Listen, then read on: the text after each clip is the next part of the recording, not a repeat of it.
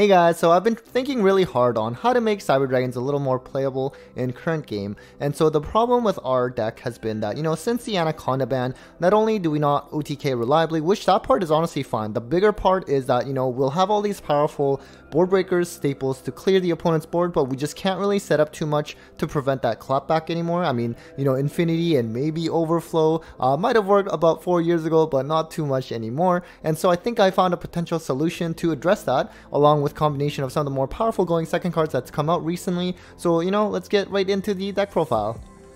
Alright, so starting with the main deck, of course we have the 3 core, the 3 hers, the 1 Noxer, and then the 3 Cyber Dragons. I don't think this has really changed much. I mean, I used to always play 2 of this actually, but now I'm finding that, for example, again, because Anaconda is gone and there's no real reason to be able to have a body that can like special summon itself, at least if you were to hard draw it, just to go into Anaconda if you got interrupted along the way. So now, this is just something that comes out of the deck through core, and then the 3 OG Cyber Dragon, of course, because of Machine Dupe.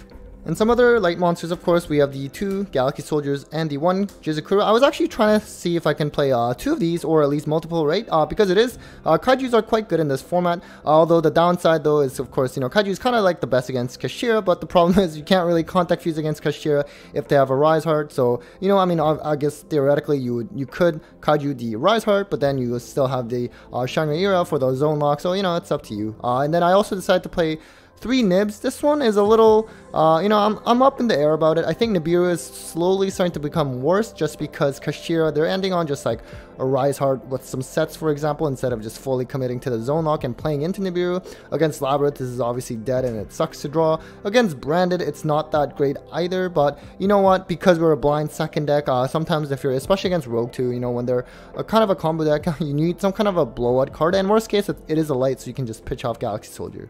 So now at the beginning of this video, I mentioned, what are some of the ways that we can try to make this deck a bit more playable and increase its grind game, and that I realized is actually the DP package. We're kind of going back to it, essentially. I had briefly tried it when DP first came out. Now the thing is, the reason why I decided to play this is because of something like Triple Tactic Thrust, which unfortunately I don't actually own them at the moment, but if you do have them, you can play it. If not, worst case, you can play something like Talents. But Thrust is ideal, and that's because I always felt that, with Cyber Dragons, we don't really have an amazing, normal spell or trap that we can search off of Thrust. Yes, I get it, Machine Dupe is nice, but you have to be realistic with yourself. Nowadays, even if you resolve Machine Dupe, like, it's really not that big of a factor. Being able to summon Infinity just on its own, it really is not doing that much, and we don't have something like, for example, Branded Fusion or even Engaged. We don't have that kind of power play cards, but Fusion Destiny is that kind of card that you can use off of Thrust, and we are going second, so most likely you're going to be able to add this off to your hand instead of having to set it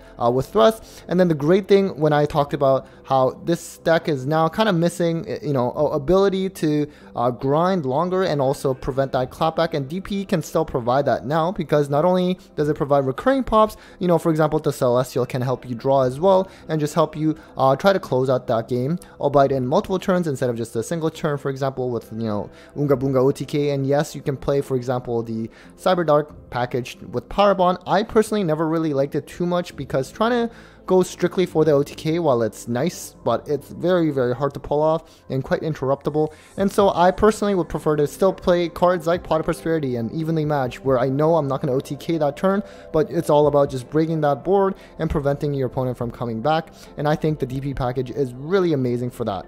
And then on to the rest of the spells. Of course, we have the triple Cyber Emergency, the best searcher in the deck, the 1 Repair Plant, really only just need 1. Against Kashira, this is kind of pretty bad, especially with Galaxy Soldier 2, because you cannot pitch for cost with Galaxy Soldier, for example, and then you might not have any Cyber Dragon Engrave against Kashira to be able to activate this. We have the Rev system, and we also have the Overload Fusion, of course. I decided not to play Cyberload Fusion now, even though, yes, again, Kashira, things are banished, maybe it's nice, but realistically, we have the Fusion Destiny. I don't want to play too many Fusion cards, especially Cyberload Fusion is a card that really, for the most part, sucks to draw in your opening hand, something you'd rather search, and then it eventually comes up in the grind game.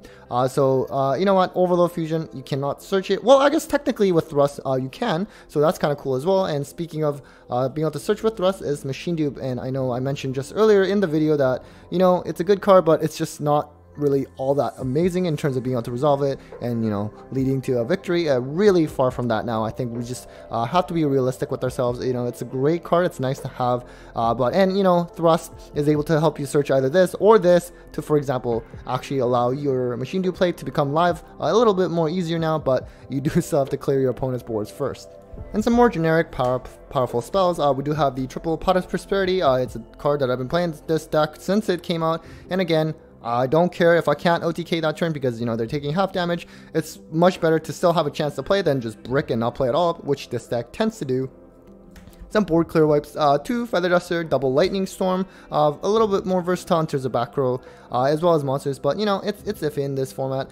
I think the play of Ibli has gone down quite a bit.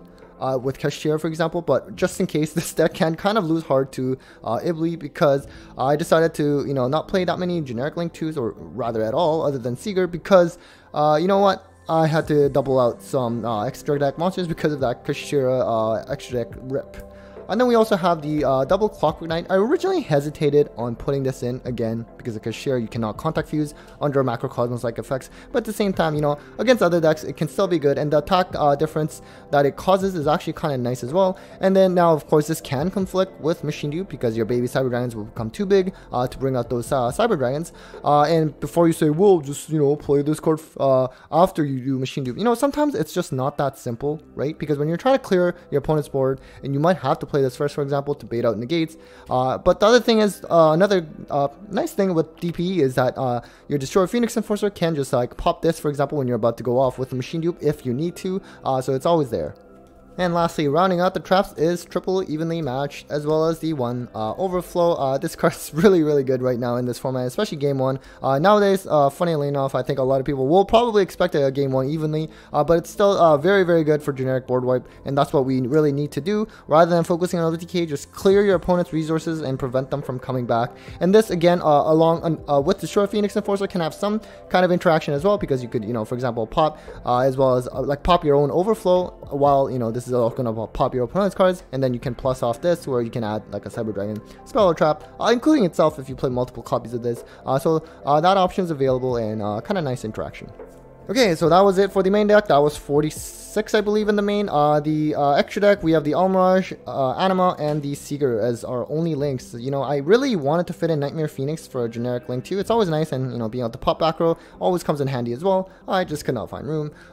We've always played Double Nova, Double Infinity, but I guess that comes up even more now because of Kashtira. Really not much to say. This is sort of like our key combo line, and that's one of the reasons why if you're playing branded Cyber Dragons, for example, you really shouldn't just, you shouldn't even bother playing your Xyz. Just focus on more so the branded part, because you are fusion locked, and so just go with that approach. But if you're playing kind of Cyber Dragons, you know, the normal way, then you would be playing the Nova Infinity as well as Double Zeus. Again, Kashtira, normally you'd only need one. It's really nice. It's also a machine, which doesn't really come up too much. I mean, you know, something like your Naxtra effect can lock you into machines, but realistically, and the cool thing with sometimes what you can do is you can, you know, attack with Infinity, like slap the Zeus, board clear, and then with your Naxtra, if you have another monster that you can pitch to special that Naxtra, you can just bring back the Infinity, and then like suck another suck like your Naxtra that you just special summon, for example. So then you have like a Zeus and an Omni Negate.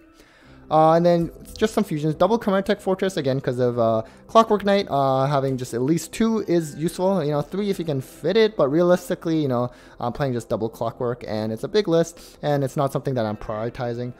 Just the 1 Mega Fleet. It's not too bad. I mean, if you see a lot of Trap Tricks, this is something that might come up multiple times, but for the most part, since Master 05, this has primarily been only played at 1 since then. And the other Chimera Tech monster being the Rampage. Normally you actually kind of play 2 with Cyber Dragons, because you have Cyber Loop Fusion, Overload Fusion, and if, let's say, Nova were to get Nibiru, you can bring it out as well. So the second one can come up, but realistically, in this extra deck, you don't really need it. And that's because we are playing double DP, just in case they rip out one of them.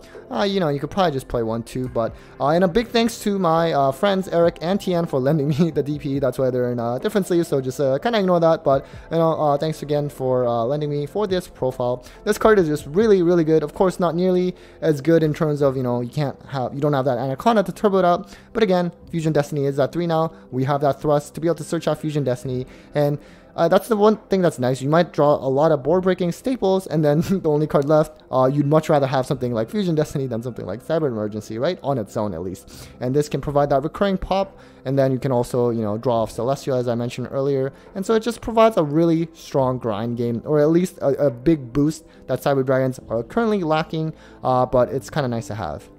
And then lastly, to the side, so because we're going second deck, you know, especially when it comes to like locals too as well, when, you know, people know what you're playing, I decided for the side that to actually load up on more hand traps. And the reason for that is because, you know, in the instance, let's say you won game 1 and you're not sure if they're going to make you go first or second game 2, at least with hand traps, it doesn't matter whether you go first or second, you can still use them. And that's also why I decided to use hand traps that are more so very impactful in terms of Droll and Lancia, something that can just really shut down an opponent's turn entirely, so that you can either, if you were going second, you just kill them, or if you were going first, you know, at least you still have a chance, because you're probably ending on a lot of times Infinity and Overflow. But ideally, you know, with the DP, that also improves your going first game, which this deck severely lacks without Anaconda. Ashe is really just for that Branded matchup, because Ashe is so impactful against that, and believe me, I am playing Branded right now, and it gets me really sad when I get Ashe.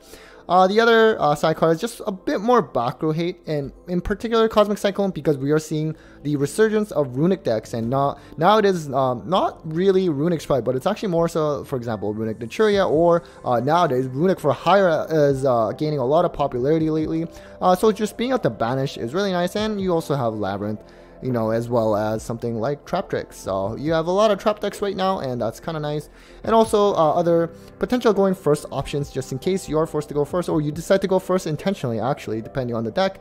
D-Barrier is probably the best going first option right now in terms of Branded, Sword Soul, whatever. Really strong, should be banned, but it might not be. Hopefully it does. So anyways, that's it for the side deck. Alright, so that was it for the deck profile. Hopefully that was helpful, and hopefully my theory did make a little bit more sense. And, you know, certainly let me know in the comments below how you're playing Cyber Dragons in this current format. It's certainly hard for a lot of rogue decks, but Cyber Dragons in particular, hopefully we do get some more direct support sometime soon, Konami, please. So anyways, again, thank you so much for watching. Thanks to all my sponsors, as well as thanks to all my Patreons, of course. And, well, take care, guys.